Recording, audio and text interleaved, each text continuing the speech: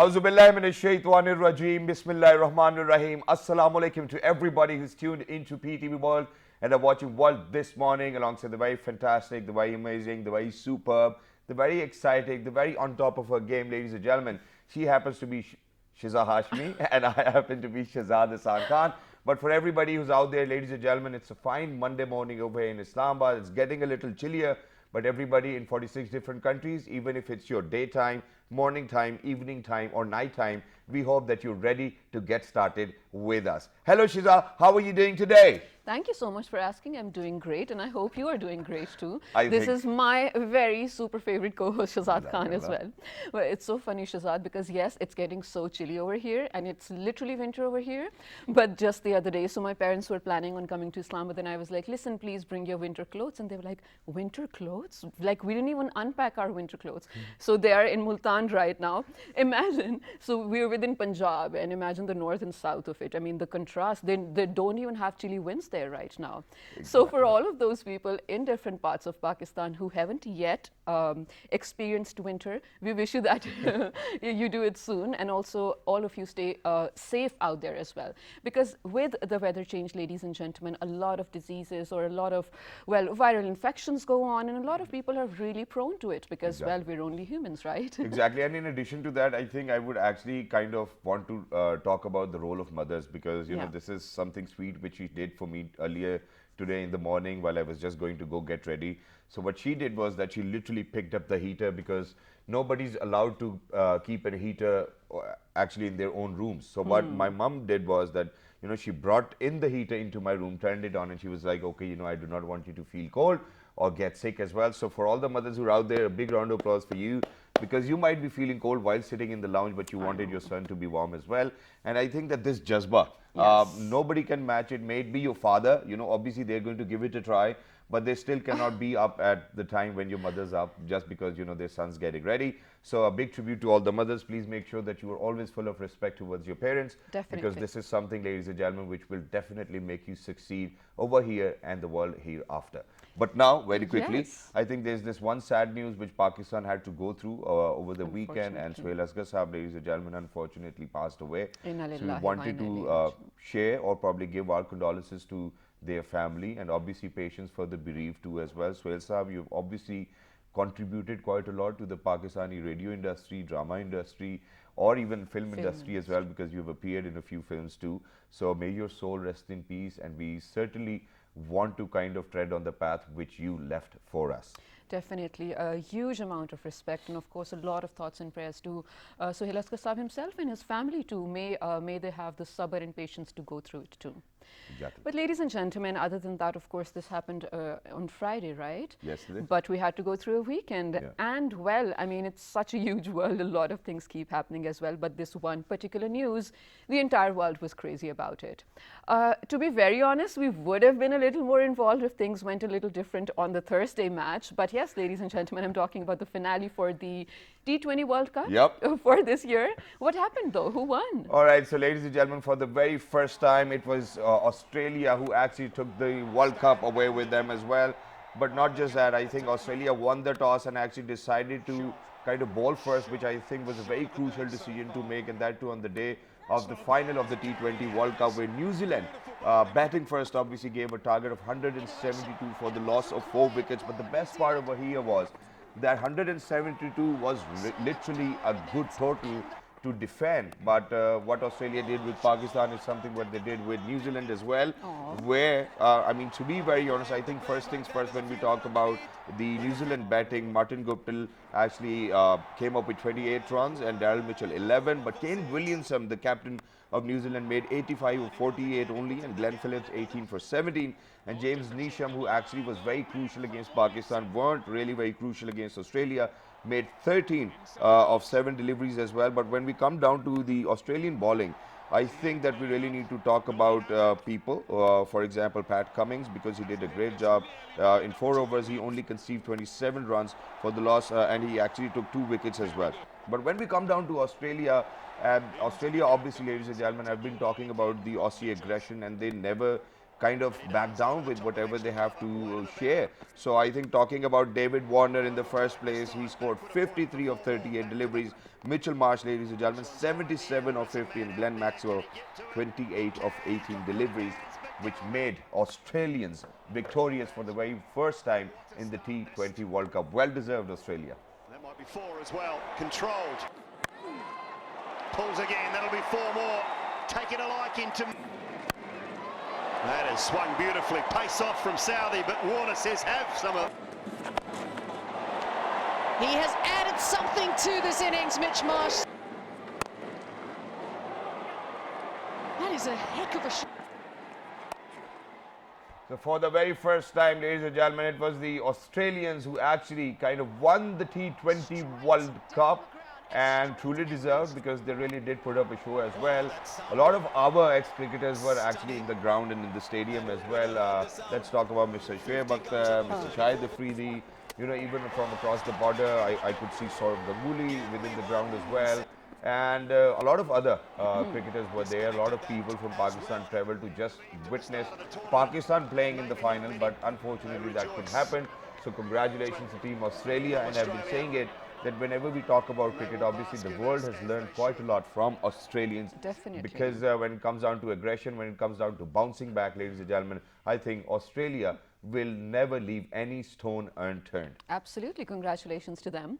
Although a lot of people in our office were sort of supporting New Zealand as well. Their hearts broke. But the good thing I was reading yesterday, and correct me if I'm wrong, in the next year, New Zealand is set to, or rather did promise to come for a test match series. Exactly, I think, but it's not yet confirmed, but obviously West Indies, I believe, will be coming down to Pakistan, but we'll have to get back to this news as well. Right. And then, you know, right after this, I think there's going to be a tour of Sri Lanka as well. So, you know, we will definitely continue to kind of give you updates on that. But other than that, today, ladies and gentlemen, we gather over here to kind of talk about something really important. Absolutely. This entire month, actually, we are going to try to talk about it. And it's not just this month, though, because I do remember ever since I started doing this show with you, this has been one of the most frequent topics. And it's only because it is so common in occurrence, in Pakistan especially, that we need to talk about it. The more we talk, the more we aware people or spread the knowledge. And to be honest, somehow we may even be able to curtail it, or, you know, sort of learn how to live with it. Ladies and gentlemen, we're talking about diabetes today. It's different forms, it's different effects and impacts on different people's lives, and actually the prevalence of this very condition within Pakistan. Millions of people actually have this, are living with it. Some do know how to live with it, some really don't. And some actually have not even been diagnosed. So imagine that condition where you're still living with it without knowing what to do about it. And I think, go Shiza, on. that the most important perspective of, you know, us having this conversation is that, you know, for God forbid, if there's somebody out there who might not even have this idea. So I think what we really need to do is that these days, you know, there's been so much technological intervention that you can actually go buy a machine, you know, check it yourself as well. How to check it is something we will be talking about, but how obesity can actually lead you towards diabetes, how, you know, you can even inherit it. You know, this is something which we really need to talk about. And God forbid, what happens over here in Pakistan is that, ladies and gentlemen, that over more than 200,000 amputations which take place are actually preventable. How and where do we go wrong is something we need to talk about. How to spread awareness on a massive level is something we need to talk about, because it takes away a lot of lives as well. And I think that till date, if we talk about diabetes, it has taken a lot more lives than the pandemic or the epidemic itself, which we kind of come across after every year or another year as well these days as well. So I think that, you know, rather than us giving away all the information, it's better that we kind of seek help from the experts over here. And this is what we want for the general audiences out there as well, that you really need to seek help from the people who truly deserve to be asked for help as well. Definitely. So without any further ado, ladies and gentlemen, we're very lucky that we've actually been joined by a general surgeon. He happens to be Professor Dr. Ahmed Raza Saab. Hello, sir. Assalamu alaikum. Good morning.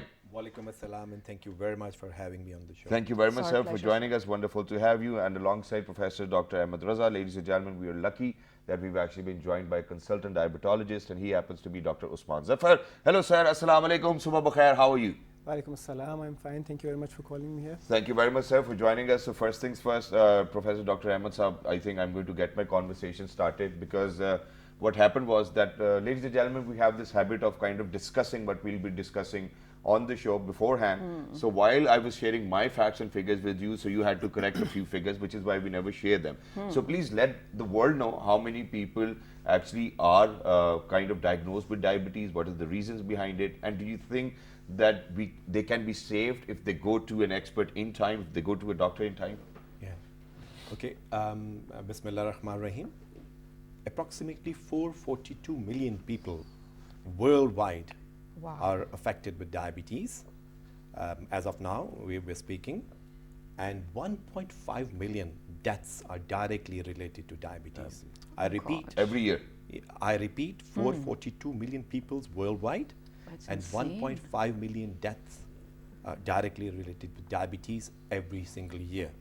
And in Pakistan, although the figures are, the crude figures are available, and it's approximately somewhere around 19 million people affected with diabetes. And more importantly, a big number of amputations being done, which are preventable.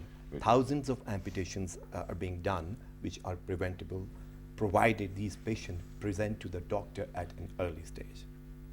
All right, and sir, in addition to that, I think what I'll do is that I'll actually move on to Dr. Usman Zafar as well, so that because this month is actually dedicated towards awareness and that too about diabetes. So let's get started. I mean, how many types of diabetes are there? And this is something which I know because one of my nephew who's just 9 years old, he was even diagnosed with diabetes as well, and it's been more than a year. I mean, I think that there are different types, type 1, type 2. Yes. How does it occur? Why does it occur? That too in kids and in adults. So let's get started with the general awareness. Thank you. Diabetes, in fact, all types of diabetes have a common thing in them, and that is increased level of glucose in the blood. There are three major types of diabetes which we consider in our clinical practice. One is type 1 diabetes, and this is the diabetes you're talking about in your relative. Usually occurs in the children, and it is because of lack of or inability of the pancreas to produce insulin in the body. The second type, which is the most prevalent type, actually, which is affecting the world, and this is the type which is increasing day by day worldwide, that is type 2 diabetes, which is related with obesity, sedentary lifestyle, overeating, lack of physical activity. So all these things are contributing to, in fact, an epidemic of type 2 diabetes. So this is the one diabetes which is around 95% of the total cases. Third type 2. It is type 2. Third type of diabetes is sort of a temporary diabetes which occurs in pregnant ladies. It is called gestational diabetes, and the current figures show that 1 in 6 pregnancies worldwide is affected with gestational diabetes. That too is a very alarming figure, because all those mothers who suffer from this type of diabetes, they develop complications during pregnancy. They are likely to develop complications. Their newborns are likely to develop complications.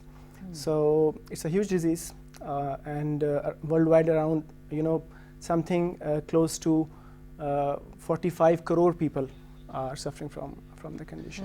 And sir, in addition to that, I think, please correct me if I am wrong, but diabetes can actually lead you towards a lot of cardiovascular diseases as well, nerve damage, and not just that, that your vision can get blurry as well. So there are multiple issues which are related to that, and if that, I mean, over here, people, they have this very basic concept, because I have an uncle too as well in my family who's diabetic. So what they think is that, okay, if the doctor has prescribed them with an insulin injection, so they give themselves an injection, but unfortunately what they do after that is that they can eat everything. This is something which they say very regularly, oh putter, injection la liya, hun jo marzi kha lo. Yeah. So, may it be It's a 4 very gulab common jamun, may action. it be 5 gulab jamuns or 6, they'll be like, okay, now I've actually given myself a shot of insulin and I can do whatever I want to do. Is that true? Is that correct? Or is it correct in different kind of cases? Can that happen? No, I'll first talk about the thing you highlighted about complications. Yeah. Diabetes is the single largest cause of heart attacks Yeah. worldwide. It is the most important factor contributing to the people going to dialysis machines, developing adult blindness, amputations. So all these things are directly related with diabetes, and diabetes is the largest cause of these complications.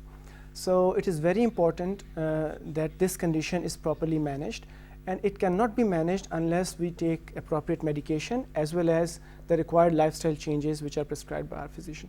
And they include doing physical activity regularly and taking care of our diet. All right, wonderful. What you were talking about. Yeah, all right. So, you know what? It's actually really alarming when we say that this happens to be the biggest cause of, well, multiple other diseases. But moving back to you, Dr. Saab, I want you to sort of explain, is it, if someone develops diabetes, are we at the risk of, I mean, is it going to spread all over the body in terms of the disease itself? And one more question, since my mom is watching the show, and everyone in my family has diabetes, unfortunately. She just messaged me asking, ask Dr. Saab if all her children are at risk too. But I want you to hold that thought, because right now, ladies and gentlemen, we have a very informative report for you to learn more about diabetes and its type. Let's take a look at it, and when we come back, we will have our answers. Good morning. Diabetes is a chronic, long-lasting health condition that affects how your body turns food into energy. Due to diabetes, your body either doesn't make enough insulin or can't use the insulin it makes as well as it should. When there isn't enough insulin or cells stop responding to insulin, too much blood sugar stays in your bloodstream. In 2019, diabetes was the 9th leading cause of death, with an estimated 1.5 million deaths directly caused by diabetes. Over time, diabetes can damage the heart, blood vessels, eyes, kidneys, and nerves. People with diabetes have a 2 to 3-fold increased risk of heart attacks and strokes.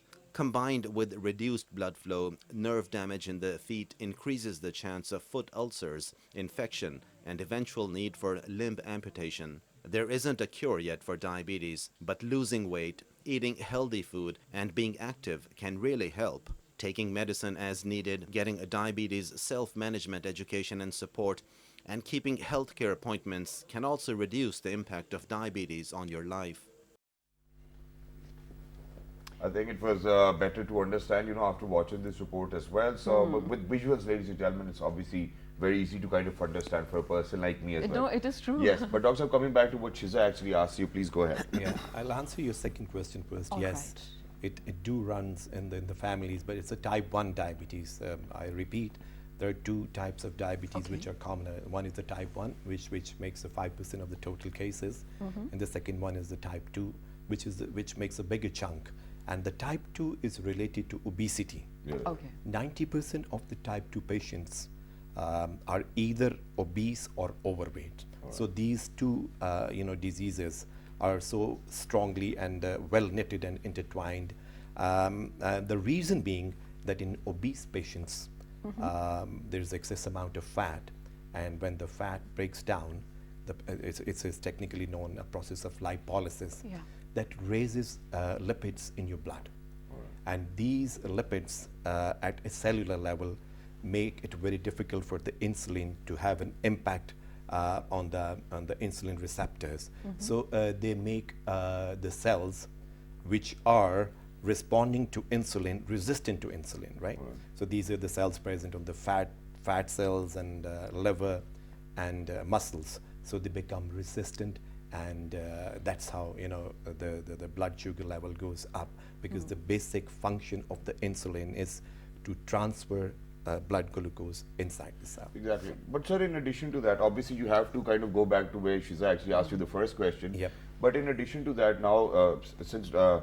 Saab actually mentioned that your sedentary lifestyle, your obesity, can actually be a big reason behind you getting diabetic. Now imagine that, God forbid, if you have been diagnosed with diabetes and you're changing your lifestyle from sedentary to being very active, diabetic foot is very common as well. And usually what happens is that even if it's like a little bit of nudge to the foot, it's actually going to convert into a very different kind of case where, eventually you had to rush to an emergency to kind of, God forbid, amputate your fingers and the thumb, or probably the foot or the leg as well, just so that it does not spread all over the body. How do you think that, if you're moving from sedentary lifestyle, God forbid you've been diagnosed with it, and now that you want to exercise and work out so that Allah kare ki, you maintain your diabetes and keep it under control, how can you avoid yourself from getting such kind of wounds onto your feet as well, or onto your hands, or any part of the body? Well, actually, first of all, figures 15 to 25% of the patients with diabetes have got lifetime risk of developing diabetic foot. Yeah. And these diabetic foot presents to doctors, in Pakistan, unluckily at a later stage. I would like to share some slides with you. Yeah, we do have some slides over here, so we're going to share how the diabetic foot might look. But we have taken out the scary ones because, it eventually, God forbid, It's if too not graphic. taken care, it gets quite scary as well. Well, So that's the case in which there's the subcutaneous tissue and the skin is involved, and that's the earlier stage with which the diabetic foot presents, and we label technically it as cellulitis. Okay. That's the scenario. Can you please switch to the previous slide? Yeah, can we please go to the previous one? Yes. That's the scenario in which we can prevent the complicated disease but by just simply adding antibiotics and conservative measures. And these conservative measures include, elevation of the limb, applying crepe bandages, and the issue is resolved. But the next, can you please switch to the next Yeah, slide? we're going to move on to the next one. Yes. This is the worst form in which the ulcer develops, and technically ulcer basically is a non-healing wound. Now, if you look at it, the skin is lost, and the subcutaneous tissue and the deep tissues are involved. And now the process of the healing is slowed down because that's the characteristics of the diabetes. Reason being, there are multiple factors involved. One is a neuropathy, second one is angiopathy, and the third one is reduced immune response, and the fourth one is the high sugar levels. All right. These all multiple factors contribute to delayed healing, right? And Or in the God next- forbid, no healing at all. or no healing at all. And then that's where And- you actually had to resort to, God forbid, amputations. Yes, and if not treated, these cases then worsen and they end up in severer forms, which is an abscess or a localized collection of pus or gangrene for that matter, what you're talking about, which may end up in amputation of toes and sometimes even the lower limbs. So the key message to your viewers is the moment you find out that there's some problem with your foot, refer to the doctor. Go to the right person who's trained and skilled to get you back to the normal. Exactly, which is why, sir, I'm very quickly move on to Dr. Usman Sahib over here as well, because, sir, my question still stands.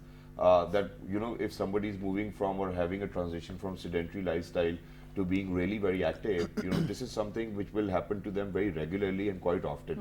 And no matter the kind of shoes you're going to buy, because we have done that all for our uncle as well. So we have bought different shoes so that we can protect him.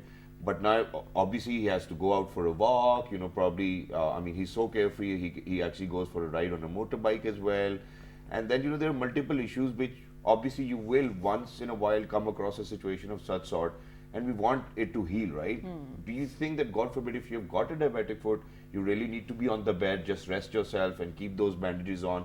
How do we treat it? Okay, for diabetic foot, main thing is preventive measures. Okay. And these preventive measures include daily examination of the foot. Daily. We usually say to our patients कि अपने पाँव का ख्याल ऐसे रखें जैसे आप अपने चेहरे का रखते हैं.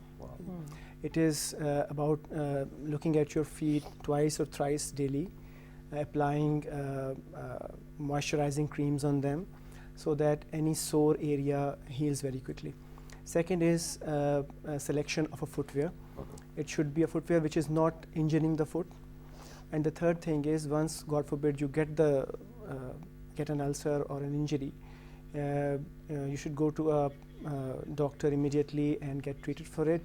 And thirdly, there are specialized footwear available, which in case of ulcers can be given to a patient, which offload the affected area. Is it medicated foot care? It is footwear? Yes, it is medicated, and basically it is a person specific. Can you name it? The brand itself, so that It's not about brand. It's available at many They can be made on machines specific to a person. For example, a person has an ulcer on the heel. He will need a different type of footwear than a person who has an ulcer on the ball of the foot. So these are specialized. Yes, and they can be worn, and they offload the affected area, and healing is, in fact, it gets accelerated. Alhamdulillah. All right, so here's the thing. You both, mashallah, happen to be at the Akbar Khan Niazi Teaching Hospital as well. So I think you must be, of course, very appropriate to answer this. Now, as a student in my secondary school as well, I do remember we had a diabetic patient in our school, and she was a junior to me at that time, and she had a bracelet saying diabetic, which helped everyone a lot, because first of all, the first time ever she needed special attention, no one knew what to do or what went wrong. Everyone thought it's maybe something was wrong with the lunch. Then the teacher noticed the bracelet and provided them with special attention. Yes. Now that is the one and only instance I've seen something like that. And ladies and gentlemen, this is a request actually I want to make to all the family members out there of not just diabetic patients, but anyone who requires special care. I do remember recently an elderly person with dementia, Shazad, got lost in over here in this very city, and I happened to know them somehow. And I wished somehow maybe they were wearing a dog tag, or maybe they were wearing a bracelet which said their condition, so that people can provide them with help. So you tell us, because it is often prevalent in children as well. So in such a situation, when you come across a person, first of all, what should you do? What is the first aid people should be able to provide to them? And where should they take them? Okay, people with diabetes are very likely to have hypoglycemia, that is low blood sugar levels. Yes. And these low blood sugar levels are very dangerous, and they can result in complications and sometimes even a danger to the life.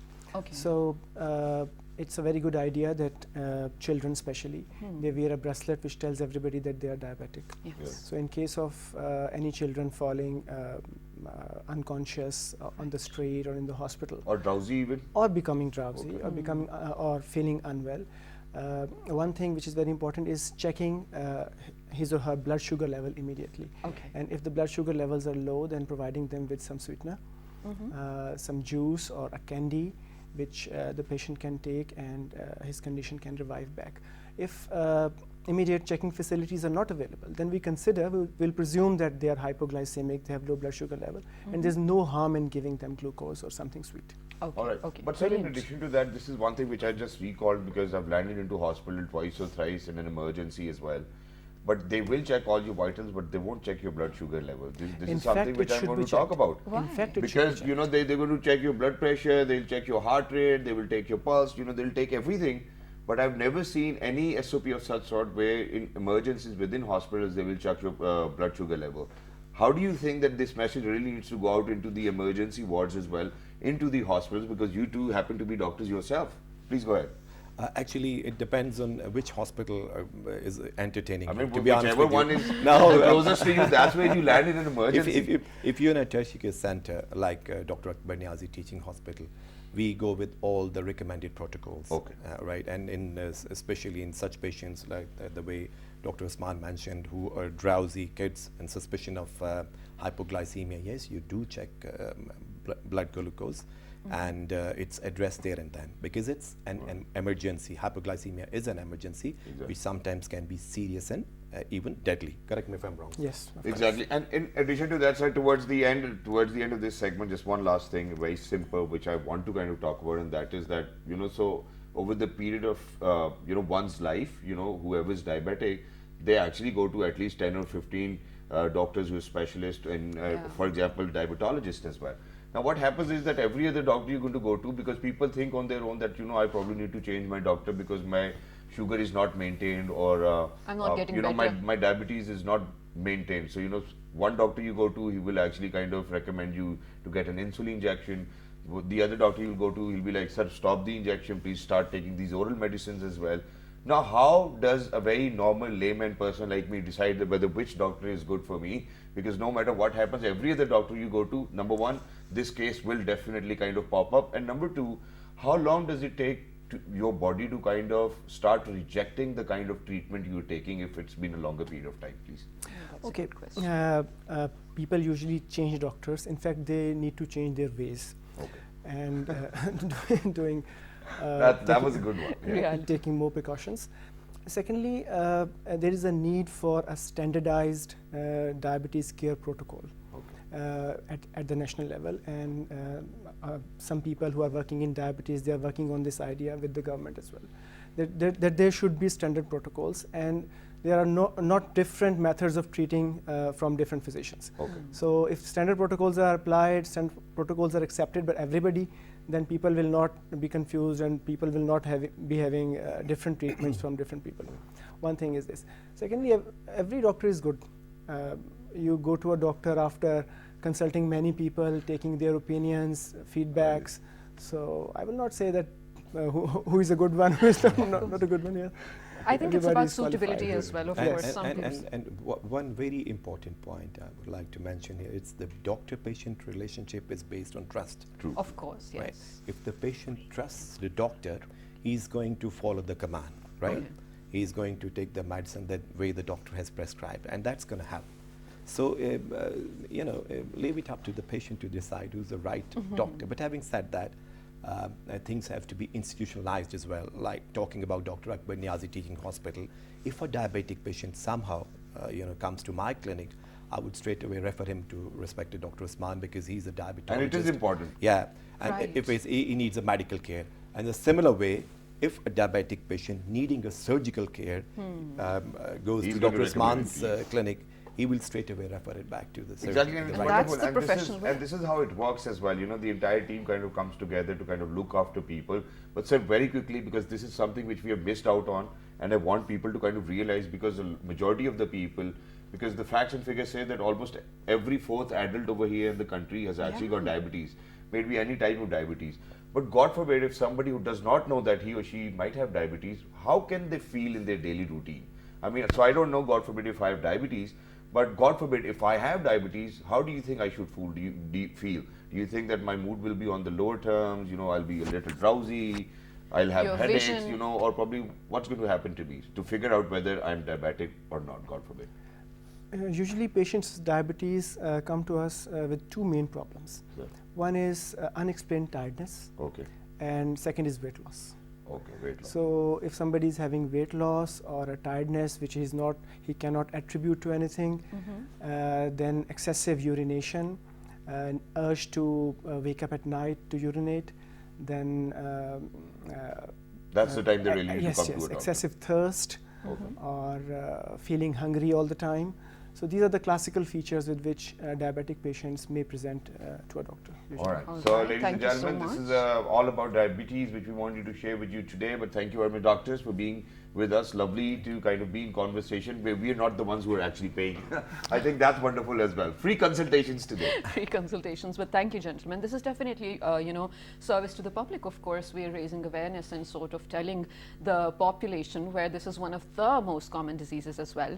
I hope you Service guys to learned. public. And this is something I'm going to pick up on. Yeah, is it Yeah. a nice phrase? Because there's this new service over here in Islamabad, ladies and gentlemen. I think we really need to talk about, because I was waiting for this for so long. All I mean, right, it's so magical. let's talk about that. So, Okay. ladies and gentlemen, Food Panda actually for the very first time gave away their first ever aerial delivery over here in Islamabad, and this was tweeted by Mr. Muhammad Hamza Shafqat Saab as well.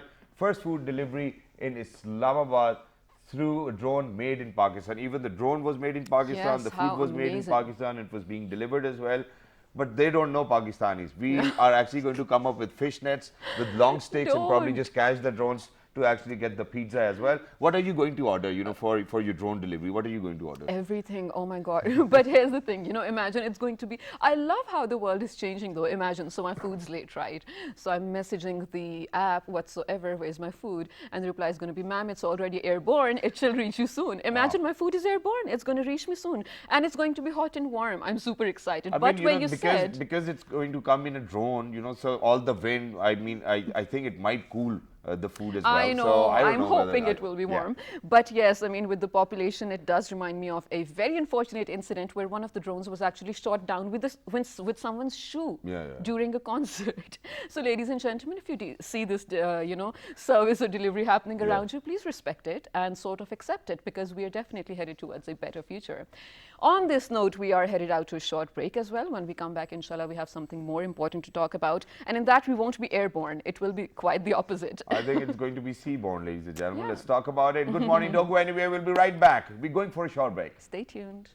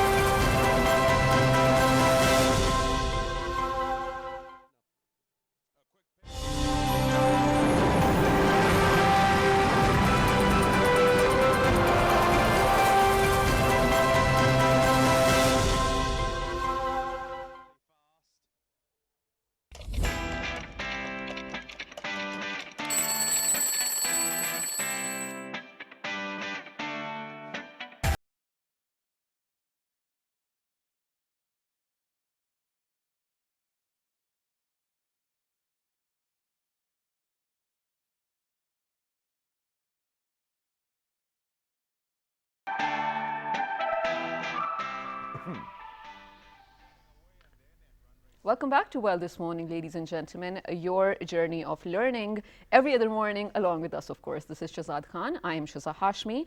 And right now, in just a minute, we are going to be seaborne, was what you said. Is it the right Yes. term? Okay, how so? So, all right, ladies and gentlemen, obviously we did a show just a few weeks ago where we actually talked about how the seafarers actually helped us kind of continue with our daily routines, because Yes. 80% of the exports and imports take place from the sea routes. Now, when we talk about sea routes, obviously, and 80% of the trade of the entire world is taking place from there, I think that we really need to kind of focus on blue economy, and that is something that which we have picked up on as well, so that people have a better understanding. And there are multiple other options which people are going to get over here in Pakistan in days to come, and it's because of the fact that we have a Gwadar port which is up and operational now, inshallah, and obviously we're going to kind of have more and more seafarers coming in, or probably ships coming in, a lot of equipment, a lot of systems coming in as well, and how we can contribute to that and how blue economy can contribute towards the GDP of the country is something which we wanted to talk about. Let's talk about fisheries, because in Karachi a lot of people have actually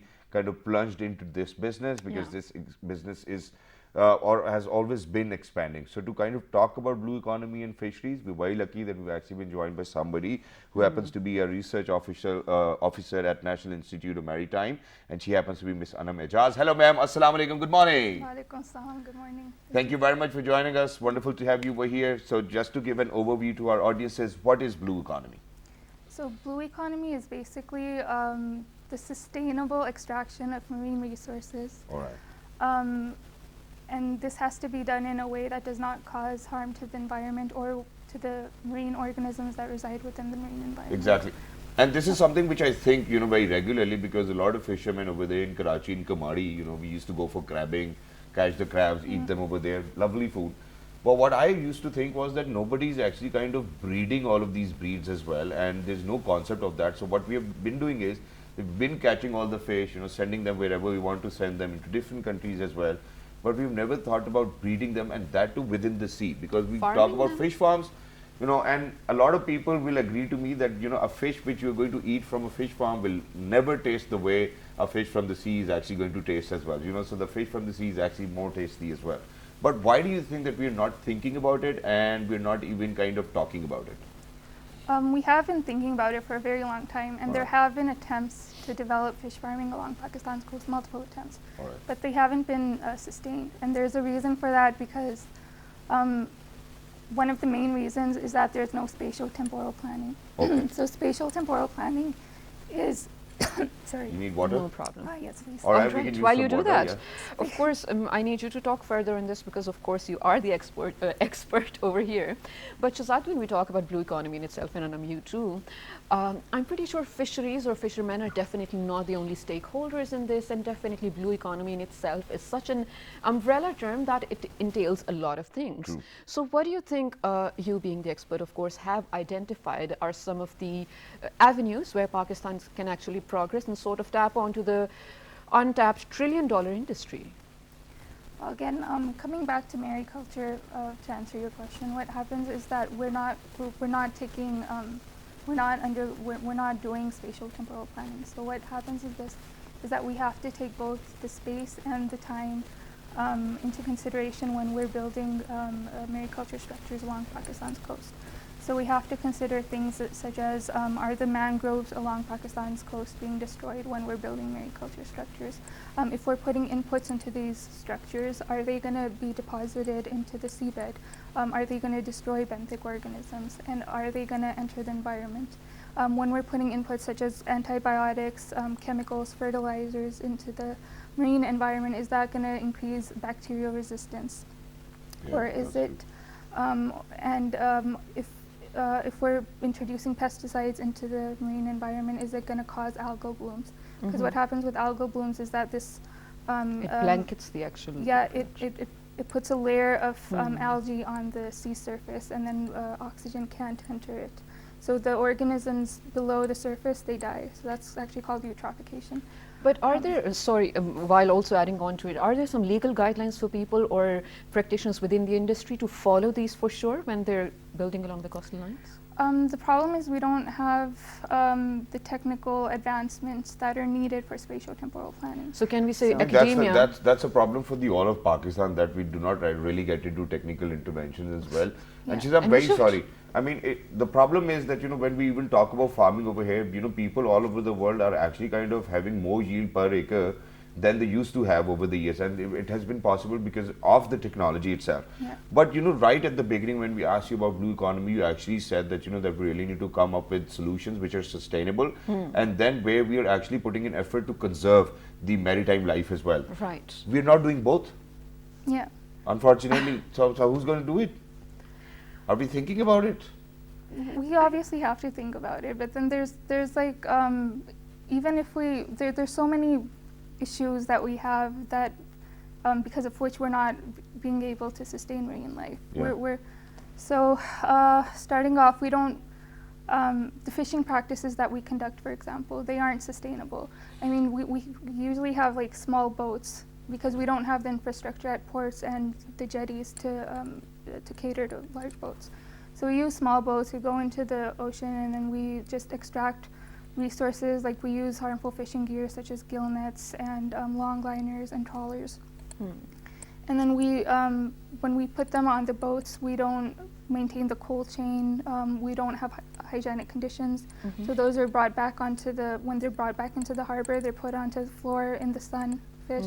So that causes a lot of waste. And then we convert a lot of the fishery resources into trash fish, which is a very big waste because you have like this large amount, and when it's converted to trash fish, it's a very small amount, and it's used for poultry feed instead.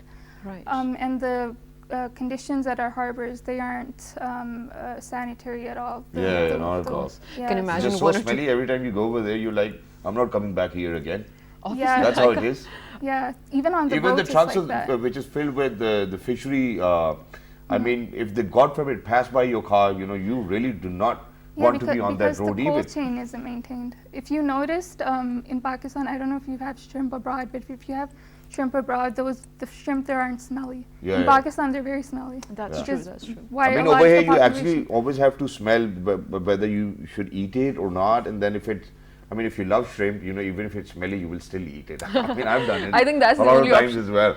That's the option we have here in Pakistan. Yeah, but and Shiza, in addition to that, I'm very sorry, but you know, this is something which I've always talked about, and that is that, you know, we really do not have any kind of supply chain where we can get fresh shrimps or probably prawns or lobsters or crabs over here I in want to Islamabad. drone for And that. this is actually. the know, major reason why countries such as the EU have banned imports from Pakistan to shrimp. Right, even the fish that is actually sort of, I want to use the word native, although it doesn't go with fish, native to our ports and our shores as well, is sort of owned by, or what do you say that you sort of, when you own some, When oh we my own God. something, we are the owner. Like proprietor. Banas, but never mind. So it's owned by one of our neighboring countries and not Pakistan, although we are the ones whose shore are The full global of- common. Right. So where you said, of course, is the conditions probably, but Wes, then I want you to sort of highlight or point out some other options. So Pakistan is very proud of, and we boast actually how we're surrounded by warm waters, and it's perfect for trade. Of course, and geographically speaking too, we're great to be allies with our neighbors in terms of this. So, but then again, if we have so much resources, why is it only fishing we're focusing on? And even today, why is it only fishing we're talking about? Can you identify one or two other things? Like, for example, I'd wish now that we have some amazing steel mills and whatnot, I wish we'd produce ship equipment for that Yeah, yeah, matter. yeah. So are there And it some was a other greater things? industry. There Yeah. are other industries as well along the coast. There's shipbreaking, there's ship recycling, ship Right. making, there's coastal tourism, there's Are we offshore tapping on it? exploration. Sorry? Are we tapping on it? I think ship breaking is going we're down trying- now.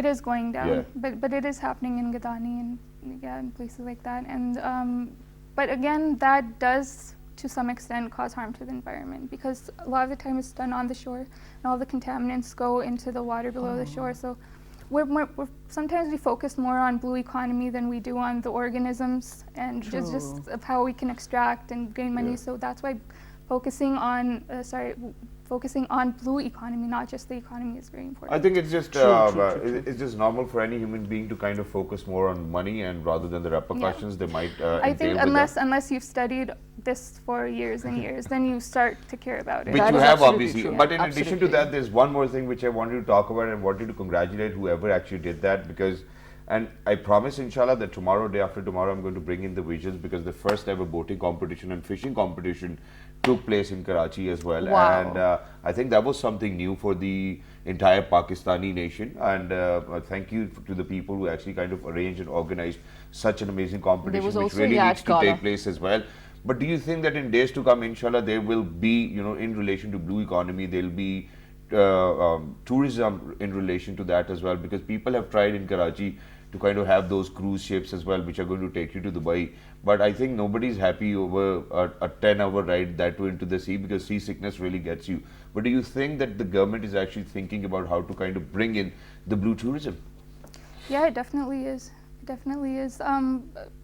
There's more focus on how to develop Balochistan now with the coastal highway that goes from Karachi to Gwadar, Makran Coastal Highway. So there is a lot of work being done. Exactly. On that as well. Wow, that's wonderful. Thank you very much, Anam, for being with us. It was lovely to be in conversation with you. And for everybody who's out there, ladies and gentlemen, every single day, you know, this is what we aim to do. We aim to educate you, and that too with a little bit of tinge of salt and entertainment. And along with ourselves, of course, there's so much that we learn every day. And I feel like it's such it's a lifelong process, Shazad, of learning and unlearning and relearning, of course, because no knowledge is absolute. Actually, it's so interesting. The other day I was reading something on Reddit, and it said that there should be a website or an app actually where you put in the year that you went to school in, and then it will tell you all the scientific facts that have now been debunked that we studied in that year and improved. Wow. Isn't that fun? I mean, imagine in our schools, I remember that we used to be taught atom is the smallest particle, blah, blah, blah. Things have changed. Imagine how cool would that be? And you know, with that, I actually read in a very famous quotation, and it said that, you know, none of us is actually smarter than all of us. So I think that this is something Nice. that we really need to focus on. But please, ladies and gentlemen, make sure that you give us your very appreciated feedback. Even if it's not appreciated, you know, you can say whatever you want. We will be always ready with your thoughts as well. So please make sure that you write to us on our Facebook page, which is with the name of Well This Morning. On Twitter. Well This Morning. On Daily Motion and YouTube. Well This Morning. And the fabulous repeat is going to be at midnight tonight. Till the next time, look after yourselves. Let's do it together. 1, 2, 3. Good morning. Take care. Thank you very much.